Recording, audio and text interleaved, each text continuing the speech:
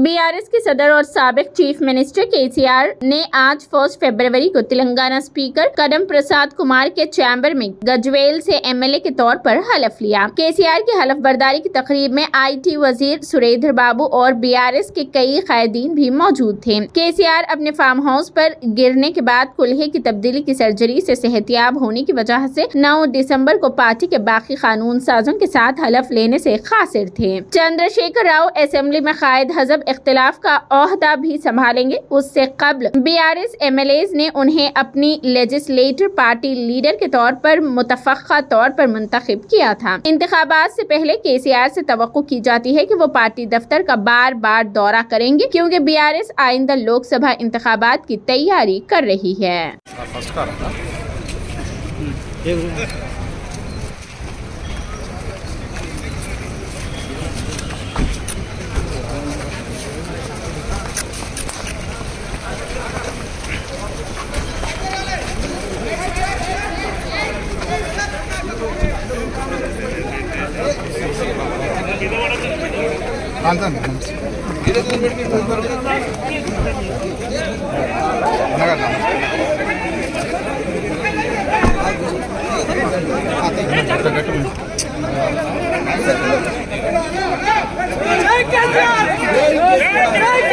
Jai KCR, Jai KCR, Jai KCR.